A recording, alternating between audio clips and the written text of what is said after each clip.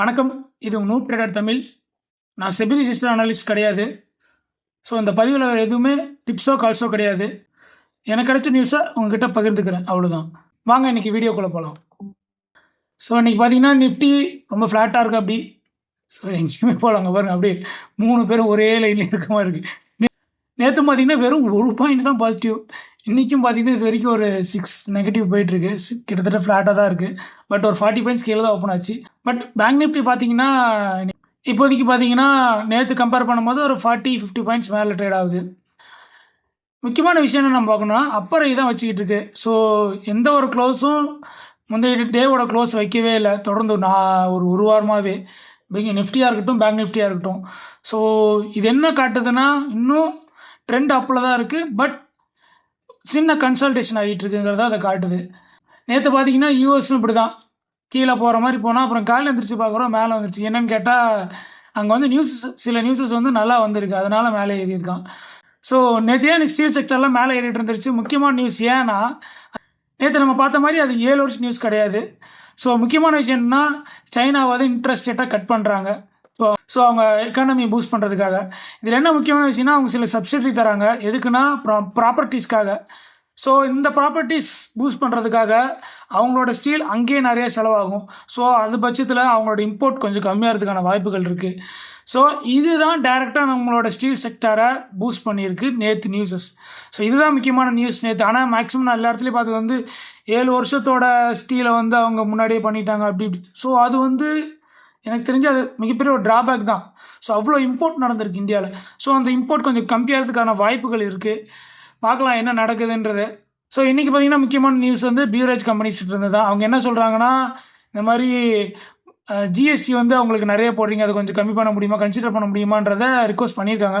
எது இல்லைன்னா bottled water, juices, சோடாஸுங்கிறது பார்த்தீங்கன்னா நம்ம corporate drinks like Pepsi, Coca Cola, Campa Cola.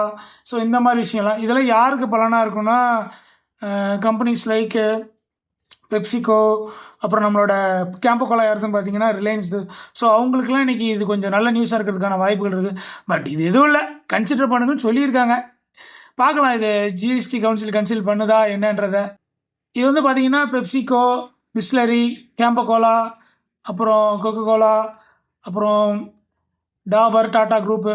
இதில் என்னென்னா இப்போ டாபர் வந்து listed, Tata group listed, Campa Cola வந்து ரிலையன்ஸ் அது லிஸ்டடு, கொக்கோகோலா வந்து பார்த்தீங்கன்னா நம்மளோட இவங்களது வருண் பெவரேஜஸ்ஸு, அவங்களது பெப்சிகோவும். ஸோ பார்க்கலாம் இன்றைக்கி எப்படி அவங்க பர்ஃபார்ம் பண்ணுறாங்கிறத. அண்ட் அடுத்த நியூஸுக்கு போவோம். அடுத்த முக்கியமான நியூஸ் பார்த்தீங்கன்னா நம்மளோட ஈஸ்மை ட்ரிப்கிட்ட இருந்து தான். அவங்க என்னென்னா அவங்க ப்ரமோட்டர் வந்து ஸ்டேக்கு செல் பண்ணுறாங்க. எவ்வளோனா 580 கோடி ஒர்த்தான ஸ்டேக்கு, கிட்டத்தட்ட 38 ரூபா ரேஞ்சில். ஸோ பார்க்கலாம் ஷேர் எப்படி ட்ரேட் ஆகிட்டு இருக்குன்னு இன்றைக்கி. பின்ன நேற்று க்ளோஸ் ஆனதே கிட்டத்தட்ட ஒரு 40 ரூபா ரேஞ்சில். ஸோ அங்கே விற்றுருந்தா கூட பரவாயில்ல, நம்ம இங்கே விற்றுருக்காங்க. ஸோ 38ல் விற்கிறாங்க. ஸோ கிட்டத்தட்ட பழைய ஒரு சின்ன சப்போர்ட் ரேஞ்சுக்கு வந்து கீழே விழுந்திருக்கு. பார்க்கலாம் ஷேர் இங்கேருந்து மேலே எழுந்து போகுதான்னு. ஏன்னா ப்ரொமோட்டரே நம்பிக்கை இல்லாமல் ஸ்டேக்கை செல் பண்ணுறாருன்னா 2 விஷயத்துக்காக செல் பண்ணலாம். ஒன்று ப்ரைஸ் ரேஞ்ச் அப்பா இருக்குன்னு யோசிச்சாங்கன்னா செல் பண்ணலாம். இல்லைனா இங்கே இருக்கிற செல் பண்ணி எடுக்கிறத அவங்க வேறு எதில் இன்வெஸ்ட் பண்ணலாம். ஸோ அந்த இன்னதில் இன்வெஸ்ட் பண்ண போகிறோங்கிற நியூஸ் அவங்க சொல்லியிருந்தாங்கன்னா மேபி இந்த ஃபால் இல்லாமல் இருக்கிறதுக்கான வாய்ப்புகள் இருந்திருக்கும். பார்க்கலாம் எப்படி ஷேர் வருங்காலத்தில் ட்ரேட் ஆகுதுன்னு. ஆனால் மேபி இந்த ஷேர் வச்சுக்கலாம் கொஞ்சம் கஷ்டமாக தாங்க இருக்கும். நியர்லி 70-80 போன ஷேரு இப்போ கிட்டத்தட்ட 35 இருக்குது. கிட்டத்தட்ட ஒரு 3-4 இயர்ஸாகவே, ஒரு 2-3 இயர்ஸாகவே ஒரே ரேஞ்சு கீழே இருக்குது. அதுவும் எங்கே 2021 இருந்தது அந்த ரேஞ்சுக்கு வந்துட்டான் இப்போது. ஸோ இன்வெஸ்டர்ஸாக இருக்கிறவங்க இதில் கொஞ்சம் யோசிப்பாங்கன்னு, இவ்வளோ நாள் இருந்துமே பெருசாக ரிட்டர்ன் இல்லைன்னு. ஸோ அடுத்த ஷேருக்கு போவோம். ஷேர் நியூஸ்னு பார்த்தீங்கன்னா எல்என்டி கிட்ட இருந்தான். எல்என்டி வந்து ஒரு மெகா ஆர்டர் வந்து மிடில் ஈஸ்ட்லேருந்து பிடிச்சிருக்காங்க. இது எதை பார்த்தீங்கன்னா அட்வான்ஸ்டு கிரிட் சிஸ்டம்னா எது இல்லை, நம்மளோட எலக்ட்ரிசிட்டி வந்து இன்னொரு இடத்துல இருந்து இன்னொரு இடத்துல பாஸ் பண்ணுறோம்ல, அது அந்த சிஸ்டம் மெயின் பண்ணுறதுக்காக எல்என்டி ஒரு மெகா ஆர்டர்னு சொல்லியிருக்காங்க. மெகா ஆர்டர்னா அவங்க ஆனால் வேல்யூஷன் எங்கேயுமே மென்ஷன் பண்ணல. அவங்க மெகா ஆர்டர்னா அட்லீஸ்ட் ஒரு 15,000 crores to 20,000 crores வரும் இதோட ஒர்த்து. ஸோ பார்க்கலாம் இது ஷேர் எந்த அளவுக்கு இம்பேக்ட் பண்ணியிருக்குன்னு. நான் எதிர்பார்த்தது தான், எல்என்டி ஒரு பெரிய கம்பெனி. ஸோ இதெல்லாம் பெருசாக எடுத்துக்க மாட்டாங்கன்னு நினச்சேன். ஸோ அதே தான் நடந்திருக்கு. ஆல் டைம் ஹை நோக்கி போய்கிட்டு இருக்கான். அண்டு ஸ்டாக் பார்த்தீங்கன்னா இன்றைக்கி ரொம்பலாம் இல்லை, ஒரு 11 ரூபா தான் ஏறி இருக்கு. நியூஸ் எவ்வளோ பெரிய நியூஸ், இதெல்லாம் இப்போ இந்த மாதிரி விஷயம்லாம் ஒரு ஒரு ஸ்மால் கேப் மிட் கேப் வந்ததுன்னா அடிச்சு நவுத்திட்டு மேலே போகும். இந்த மாதிரி லார்ஜ் கேம்புக்கு வந்துட்டாலே பெருசாக ஏறாது, 1% 1/2%. என்ன ஒரு வருத்தம்னா அந்த 1/2% கூட ஏறல இன்னைக்கு இவ்வளோ பெரிய நியூஸுக்கு இவங்க. அடுத்த நியூஸ் பார்த்தீங்கன்னா ஒரு ஸ்பிளிட் நியூஸ் தான். எக்ஸாரோ டைல்ஸ்ன்ற ஷேரு இவங்க என்னன்னா 2-3 நாளாகவே இவங்க அப் ஆகிட்டு இருக்காங்க அவங்க ஸ்டாக் ப்ரைஸு. அது எதனாலன்னு பார்த்தீங்கன்னா பேங்க் ஆஃப் அமெரிக்கா வந்து இவங்கள பெரிய ஒரு ஸ்டேக் எடுத்திருக்காங்க. எவ்வளோன்னு பார்த்தீங்கன்னா நியர்லி 6,66,000 ஷேர்ஸ் வாங்கியிருக்காங்க. ஸோ இது எப்படின்னு பார்த்தீங்கன்னா 1.5% இவங்க வாங்கிட்டாங்க பேங்க் ஆஃப் அமெரிக்காட்ட இருக்குது இப்போது அவங்க ஸ்டாக்கு. அண்டு எந்த ப்ரைஸில் வாங்கியிருக்காங்கன்னா 96.22 வாங்கியிருக்காங்க. அண்ட் ஷேர் எப்படி ட்ரேட் ஆகிட்டு இருக்குன்றதை பார்ப்போம். ஸோ அவங்க இந்த ரேஞ்சில் வாங்கியிருக்காங்க. ஸோ ஆவரேஜாக பார்த்தீங்கன்னா 95, 96 இந்த ரேஞ்சில் நேற்றே வாங்கியிருக்காங்க போல். ஸோ அவங்க ஆவரேஜாக வாங்கி தான் மேலே நேற்று நிறுத்தியிருக்காங்க. இன்றைக்கி அதோட நியூஸோட கண்டினியூஷனாக கொஞ்சம் மேலே இருக்காங்க. இன்றைக்கி ஒரு 7%, நேற்று பார்த்தீங்கன்னா நேற்று ஒரு 19%. எப்பா நேற்று ஒரு ஆப்பர்ச்சுனிட்டி போல அவன் கிட்டத்தட்ட இப்போ பார்த்தீங்கன்னா 32% டோட்டலாக 2 நாளில் அப் ஆயிருக்கு. அண்ட் பேங்க் ஆஃப் அமெரிக்காவுக்கு பார்த்தீங்கன்னா நேற்றுலேருந்து இன்றைக்கி மட்டுமே கிட்டத்தட்ட 6 லட்சம் ஷேரு. 1 லட்சம் ஷேருக்கு நினச்சி பாருங்க, 6 லட்சம் ஷேரு. ஒரு ஷேருக்கு வெறும் 10 ரூபா தான் ஏறி இருக்கு. அப்போ இன்னைக்கு எவ்வளோ ப்ராஃபிட்ன்றதை மட்டும் பாருங்க. அவங்க கிட்டத்தட்ட 60 லட்ச ரூபா ப்ராஃபிட் இன்னைக்கு எடுத்திருக்காங்க. ஸோ இதுதான் ஒரு ஷேர் பெருசாக வாங்குறாங்கன்னா பெத்த லாபம் பெத்த நஷ்டங்கிற மாதிரி. பெருசாக போட்டால் தான் பெத்த லாபம் கிடைக்கும். பட் அதுக்கேற்ற மாதிரி பெத்த நஷ்டம் எடுக்கிறதுக்கும் தயாராக இருக்கணும். பாருங்கள், பயப்படாமல் இன்வெஸ்ட் பண்ணியிருக்காங்க. லைக் ரொம்ப பர்ஃபார்மன்ஸ் இல்லாமல் லிஸ்ட் ஆனதுலேருந்து அது கீழே தான் போயிட்டு இருந்திருக்கு. ஸோ ஸ்டாக் எப்படி வேல்யூவேஷன் இருக்குன்றதை பார்ப்போம். பிஏல மேபி ப்ராஃபிட்டே இல்லை பண்ணாமல் இருக்காங்களா எனக்கு தெரியல. ஸோ இது ஒரு மைக்ரோ கேப் கம்பெனி தான். 462 கோடி தான் மார்க்கெட் கேப்பு. இன்வெஸ்டர்ஸ்ன்னு பார்த்தீங்கன்னா எஃப்ஐ ஒரு 4% வச்சுருக்காங்க, அதோட சரி. அதுக்கப்புறம் எல்லாமே பப்ளிக் கிட்ட தான் இருக்குது. கம்பெனிக்கிட்ட ஒரு 42% இருக்குது. அண்ட் ப்ராஃபிட் லாஸ் போவோம். ப்ராஃபிட் வந்து பார்த்தீங்கன்னா வெறும் 1 கோடி 2 கோடி பண்ணிட்டு இருந்தாங்க. இப்போ நீங்கள் போன இது நஷ்டம் பண்ணியிருக்காங்க போன குவார்ட்ரு. ஸோ 4 கோடி நஷ்டம் பண்ணியிருக்காங்க. ஸோ அதனால தான் மேபி நெகட்டிவ்ல இல்லாமல் பிஇ காட்டாமல் இருக்குதுன்னு நினைக்கிறேன். ஸோ இது ஒரு மைக்ரோ கேப் கம்பெனி. இதெல்லாம் கிட்டத்தட்ட ஒரு சூதாட்டம் ஆடுற மாதிரி தான். இதில் பெருசாக பிட் பண்ணுற மாதிரி இருந்தால் யோசிச்சிங்கன்னா பிட் பண்ணுங்கள். பட் நம்ம இந்த டிப்ஸோ கால்ஸோலாம் கிடையாதுங்க. நமக்கு இதுக்கு சம்மந்தம் இல்லை, நான் அது வாங்க போகிறதும் கிடையாது. அண்ட் அடுத்த ஷேருக்கு போவோம். கொஞ்ச நாளாகவே டாடா பவர் ஒரு நல்ல நியூஸ் தான் வந்துட்டு இருந்தது. என்னடா ரொம்ப நாளாக போயிட்டே இருக்குங்கிற மாதிரி திருஷ்டி போட்டு வச்ச மாதிரி ஒரு சின்ன ஆக்சிடென்ட் ஆகிருக்கும் போல். ஃபயர் ஆக்சிடென்ட் டாடா பவரில், ட்ராம்பே பிளான்ட்டில். ஸோ இதில் என்ன விஷயம்னா அங்கே வந்து நல்ல விஷயமா ஒரு எந்த டேமேஜும் ஏற்படல. பட் இன்சூரன்ஸ் இருக்குது, கிளைம் பண்ணிக்கலாம் அப்படின்ற மாதிரி டாடா பவர் பக்கம் வந்து சொல்லியிருக்காங்க. ஸ்டாக் ஏதாவது இதுக்கு ரியாக்ட் ஆயிருக்கான்னு பார்ப்போம். நம்ம கொஞ்ச நாள் முன்னாடி பார்த்துருந்தோம். கண்டிப்பாக அதை உடைக்கிறதுக்கான வாய்ப்புகள் இருக்கான்னு பார்ப்போம். இல்லை மேலேருந்து உடச்சி கீழே திருப்பி வரலாம் அப்படிங்கிற மாதிரி கீழே வந்து தொடலான்னு. நியூஸ் பார்த்தீங்கன்னா -7%. ஐ மீன் ரொம்ப பெருசாக இம்பாக்ட் ஆகலை. 0.7% தான் இம்பாக்ட் ஆகிருக்கு. ஒரு காலத்தில் ஞாபகம் இருக்கான்னு இல்லைன்னு தெரியல உங்களுக்கு, தீபக் நைட்ரேட்னு ஒரு ஷேர் இருந்தது. அப்போ நான் ஆக்சுவலாக அதை வாங்கியிருந்தேன். ஒரு 5 நாள் 10 நாள் முன்னாடி வாங்கியிருந்தேன். இந்த மாதிரி ஒரு வெடிவிபத்து வந்தோடனே சரியான கிராஷ் அந்த ஷேரு. பட் இங்கே அந்த அளவுக்கு நம்ம பெருசாக இல்லை. 0.7 தான் இறங்கியிருக்கு. ஸோ ஸ்டாக் வச்சுருக்காங்க, ஜாலியாக வச்சுருந்துருக்கலாம்னு நினைக்கிறேன். அப்பாடி தலைக்காத தலைப்பாகையோட போச்சுன்னு நினச்சிக்க வேண்டியதான் டாடா பவர் ஷேர் ஹோல்டர்ஸ்லாம். பட் என்னென்னா இவங்க வந்து லைக் ஒரு ஒரு ட்ரேடிங் ரேஞ்சை உடச்சி மேலே போயிருக்காங்க நல்ல வேல்யூமோட. பார்ப்போம், வெயிட் பண்ணி பார்ப்போம். வீக்லி பார்ப்போம். வீக்லி நல்லா பண்ணியிருக்காங்க. பார்ப்போம். இந்த வீக்லி மேலே க்ளோஸ் ஆச்சுன்னா மேபி இங்கேருந்து கண்டினியூ ஆகி போகிறதுக்கான வாய்ப்புகள் இருக்கலாம். அண்ட் இது எந்த விதமாக டிப்ஸோ கால்ஸோ கிடையாதுங்க. பொறுப்போட ட்ரேட் பண்ணுவோம். அடுத்த ஷேர் நியூஸ் போவோம். அடுத்த ஷேர் நியூஸ்னு பார்த்தீங்கன்னா டெல்டா காப் கிட்ட தான். என்ன ஒரு விஷயம், டெல்டா காப்பில் நம்ம கொஞ்ச நாள் முன்னாடி ஒரு சில மந்த் இருக்கும், அப்போ ஞாபகம் இருக்குது நல்லாவே.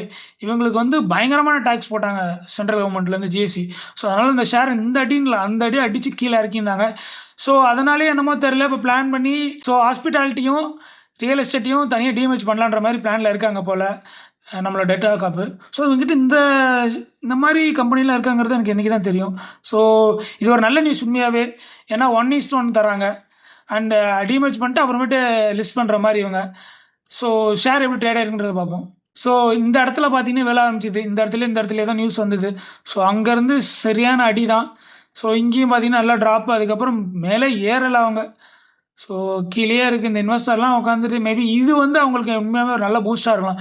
ஏன்னா திருப்பி டீமேஜ் பண்ணி அவங்க மறுபடியும் லிஸ்ட் பண்ணுறப்போ லிஸ்டிங் ப்ரீமியம் கிடைக்கிறதுக்கான வாய்ப்புகள் இருக்குது. ரெண்டாவது ப்ரீமியம் கிடைக்குதோ இல்லையோ அதோட மூவ்மெண்ட் பாசிட்டிவ் கொடுக்க வாய்ப்பு இருக்குது. ஸோ இந்த விஷயம் இன்றைக்கி நல்லா தான் அமைஞ்சிருக்கு. ஒரு 4% அப்போ இருக்குது இந்த ஷேர் டெல்டா காப்பு. அண்ட் பொறுத்திருந்து பார்ப்போம் ஷேர் எப்படி ட்ரேட் ஆகுதுன்றது. அடுத்த ஒரு ஷேர் பற்றி பார்ப்போம். நீங்கள் நல்லா கீழே விழுந்துருந்து. ஸோ கொஞ்சம் இல்லை, ஒரு 4-5 நாள்னு நினைக்கிறேன். 4 நாளும் 3 நாள் முன்னாடியே நம்மளோட வீடியோலயே பேசியிருப்போம். கொஞ்ச நாளா அந்த ஹெட்செட்டெல்லாம் நல்லா பண்ணுதுன்னு.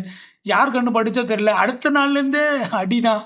அங்க பாருங்க, நேத்து ஒரு 2%, இன்னைக்கு ஒரு 4% இறக்கியிருக்காங்க. இது சாதாரண ஒரு ப்ராஃபிட் புக்கிங் தான் நான் நினைக்கிறேன். ஏன்னா வேல்யூவும் பெருசா ஏறல 2 நாளாவே. மேபி இங்க ரீட்ரேஸ் பண்ணிட்டு, பழைய ரெசிஸ்டன்ஸை ரீட்ரேஸ் பண்ணிட்டு மறுபடியும் மேலே போறதுக்கான வாய்ப்புகள் மேபி இருக்கலாம். ஸோ கண்டிப்பான்னு சொல்ல முடியாது. வேல்யூஷன் கொஞ்சம் ஹையா இருக்கு. நேத்து அன்னைக்கே பார்த்துருந்தோம். ஸோ இது இன்னைக்கு பார்த்துட்டு இருக்கும்போது சின்னதாக ஒரு அடி வந்தது. ஸோ இதை நம்ம அதை பற்றி நியூஸ்னு பார்த்தீங்கன்னா பெருசாக இந்த நியூஸும் இல்லை இதுக்குன்னு தனியாக. இன்னும் சொல்ல போனால் ப்ரோக்கரேஜ் ஆக்சுவலாக பைக்கால் தான் கொடுத்துருக்கான் மோத்தி வளர்ச்சி இதுக்கு. அண்ட் ஷேர் கீழே இறங்கிட்டு இருக்கு. பொறுத்து வந்து பார்ப்போம் என்ன பண்ணுதுன்றத. ரொம்ப நன்றி. இது எப்படி படிக்கிறதில்ல, சான்வி 07. ரொம்ப நன்றி உங்களோட கமெண்ட்டுக்கு. ஓஎன்ஜி ஸ்டாக் பற்றி நம்ம வேல்யூஷன் பார்க்கவே இல்லை. ஸோ அது என்னன்றதை இன்னைக்கு செக் பண்ணி பார்ப்போம், வேல்யூஷன் எப்படி இருக்குது அப்படின்றத. வேல்யூஷன் படி பார்த்தீங்கன்னா ஓஎன்ஜிசி 3,75,000 கோடி. ஃபேஸ் வேல்யூ 5 தான் இருக்குது. மேபி இது 10 இருந்தால் கூட சீக்கிரம் மேலே இருக்கிறதுக்கு வாய்ப்பு இருக்குது. ஏன்னா பிஇ ரொம்ப கம்மியாக இருக்குன்றத பட்சத்து பிஇ ரொம்ப கம்மியாக தான் இருக்குது. அதுக்காக நம்ம இன்வெஸ்ட் பண்ணுமான்னு கேட்டிங்கன்னா யோசிக்கணும். ஏன்னா ஃபியூச்சர் எப்படி இருக்கும் ஆயில் அண்ட் கேஸுங்கிறதெல்லாம், இதெல்லாம் கமோடிட்டின்றதுனால அப்பப்போ அப் அண்ட் டவுன் இருக்கும். அண்ட் ஃபேஸ் வேல்யூ 10னா கூட நம்ம இங்கேருந்து ஈஸியாக டபுள் ஆகிறதுக்கான வாய்ப்புகள் இருக்கும். அது எதை இம்பாக்ட் பண்ணணும்னா பெருசாக ப்ரைஸ் ரேஞ்சை மேலே ஏற விடாமல் இம்பாக்ட் பண்ணும். ப்ராஃபிட் அண்ட் லாஸ் பார்த்தீங்கன்னா கிட்டத்தட்ட 1,00,000 கோடியிலேருந்து கிட்டத்தட்ட சேல்ஸ் பாருங்கள் 6,00,000 கோடிங்க. 6 மடங்கு கிட்டத்தட்ட 10 வருஷத்தில் இன்க்ரீஸ் பண்ணியிருக்காங்க. இதெல்லாம் ஒரு எனார்மஸான ஒரு வளர்ச்சி. 6 மடங்குங்க, பர்சன்டேஜில் 6 மடங்கு வளர்ச்சி அடைஞ்சிருக்கு.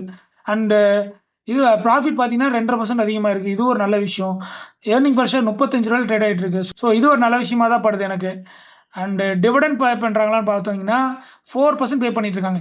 இது மேபி இப்போ இருக்க கரண்ட் 300 ரூபாய்க்கு 4%. பட் இதை கொஞ்சம் பேக்கில் போய் பார்ப்போமே, ஒரு 5 வருஷமோ இல்லை ஒரு 3 வருஷம் முன்னாடி ஒரு இன்வெஸ்டர் வந்து இன்வெஸ்ட் பண்ணியிருக்காருன்னு வச்சுக்கோங்க. அப்போ அது ப்ரைஸ் ரேஞ்சு பார்த்தீங்கன்னா வெறும் 130 ரூபா தான். ஸோ அந்த இடத்துல இன்னைக்கு இது 4%னா எவ்வளோ வருஷம் 12 ரூபா இங்கே வருது. ஸோ கிட்டத்தட்ட 12% ரிட்டர்னுங்க. இது எங்கே கொடுப்பாங்க? எங்கேயுமே கொடுக்க மாட்டாங்க. ஸோ அவ்வளோ பெரிய ரிட்டர்ன் கிடைக்குது. ஸோ லாங் ரனில் மேபின்னு இது நல்லா இருக்கிறதுக்கான வாய்ப்புகள் ரொம்ப அதிகமாக தான் இருக்குது. ஏன்னா சேல்ஸ்லேயோ எந்த விதமான குறைபாடும் இல்லாமல் நீட்டாக சேல்ஸ் அதிகமாகிட்டு தான் போகுது.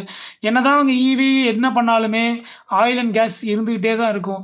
இது இல்லாமல் நம்மளோட மனிதனோட வாழ்க்கை அடுத்தடுத்த லெவலுக்கோ அடுத்தடுத்த நகர்வோ இருக்காதுன்றது என்னோட கண்ணோட்டம்.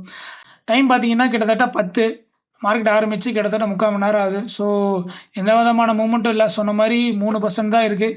ஸோ இன்றைக்கும் இந்த கேண்டில்லையே அரைச்சிருவாங்களோன்னு தான் தோணுது. மேபி நேற்று கேண்டிலுக்குள்ளாரையே அரைக்கிறதுக்கான வாய்ப்புகள் இருக்குது. பேங்க் நிஃப்டியாக இருக்கட்டும், நிஃப்டியாக இருக்கட்டும். இன்றைக்கி பேங்க் நிஃப்டியோட எக்ஸ்பீரி வேறு இருக்கும்னு நினைக்கிறேன். ஸோ பொறுத்து தான் பார்க்கணும் எப்படி மார்க்கெட்டை மூவ் பண்ணுறாங்கன்றத. ஸோ ஹோப் இந்த வீடியோ பிடிச்சிருக்குன்னு நினைக்கிறேன். பிடிச்சிருந்தா லைக் அண்ட் சப்ஸ்கிரைப் பண்ணுங்கள். வேறு ஏதாவது நியூஸோ இல்லை வேறு ஏதாவது இன்ஃபர்மேஷனோ கேதர் பண்ண நினச்சிங்கன்னா கமெண்ட்டில் மென்ஷன் பண்ணுங்கள். அதை பற்றி பேசுவோம். மீண்டும் இன்னொரு வீடியோவில் சந்திப்போம். நன்றி மக்களே.